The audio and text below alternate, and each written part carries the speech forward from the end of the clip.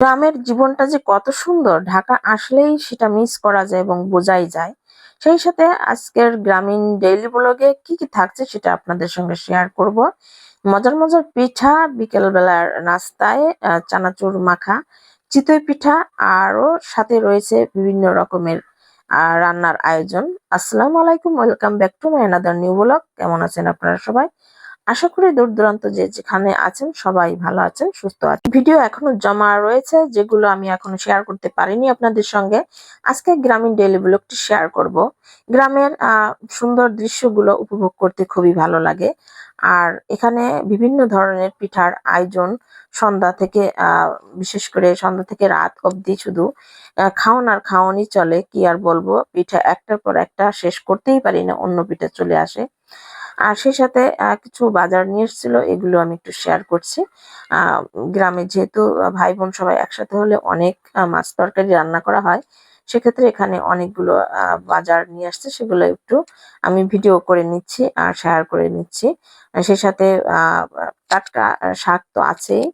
আর গ্রামের এই হাঁস, বিশেষ করে শীতকালের হাঁস রান্না করা, পিঠা দিয়ে খাওয়া সেই মজা। রান্না করার জন্য হাঁসও নিয়ে আসছে। আর বিকেল বেলায় বাচ্চাদের গরম গরম পাঁপড় ভাজা সবাই মিলে আমরা খেলাম এবং বাচ্চারা দেখে তো খুব খুশি। আর গ্রামের এই পাঁপড় ভাজাটা আমি খুব মিস করি, বিশেষ করে ঢাকাতে এই পাঁপড়টা পাওয়া যায় না, আর এটা অতটা মজাও হয় না। আর ঢাকায় যখন আসি তখন গ্রামের এই খাবারগুলো, গ্রামের পরিবেশ, প্রাকৃতিক সৌন্দর্য সবকিছুই মিস করি। এই তো বাচ্চারা সবাই উঠানে বসে পাঁপড় খাচ্ছে, কেউ চা খাচ্ছে, সবাই মিলে একটু মজা করছি আমরা। আর বিকালের দৃশ্য দিয়ে শুরু করেছি। আর সন্ধ্যাবেলায় তো ভাপা পিঠা রয়েছে, তো আমরা ভাপা পিঠা ওই যে খেয়ে নিব। ভাপা পিঠা বানানো হয়েছে, আর এই ভাপা পিঠাগুলো অনেক সুন্দর হয়েছিল, খুব সফট হয়েছিল। সাথে চানাচুরও মাখাবো সবার জন্য। আর এখানে একটু ধনিয়া পাতা, পেঁয়াজ বেশি করে দিয়েছি, কাঁচামরিচ দিয়েছি। শসা হলে আরেকটু মজা হতো। তো সবকিছু মিলিয়ে চানাচুর মাখাটা দারুণ মজার হয়েছিল। তো আমরা সবাই খুব এনজয় করেছি গ্রামে।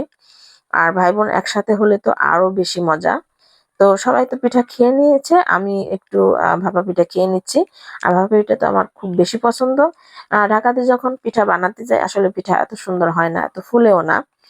তারপর তো রান্নার আয়োজনে চলে আসছে। এখানে আজকে মাটির চুলায় রান্না করা হবে না, গ্যাস। দিন দুপুরবেলার রান্নাগুলো আমি শেয়ার করছি। এটা আমার বোনের বাসায়।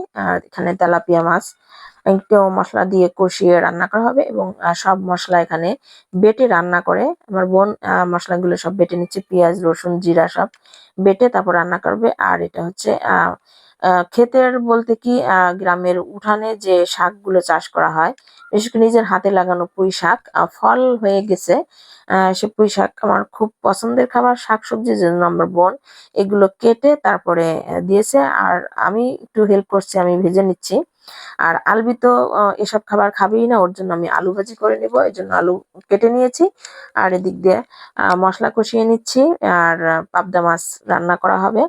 একবারে নদীর পাবদা, কত সুন্দর, একবারে সাদা, দেখতে খুবই সুন্দর, কিন্তু এই মাছে কোনো গন্ধ নেই এবং নদীর মাছ তো খুব মজারই হয়। তো আমি এখানে মশলা কষিয়ে পাবদা মাছগুলো রান্না করে নিব।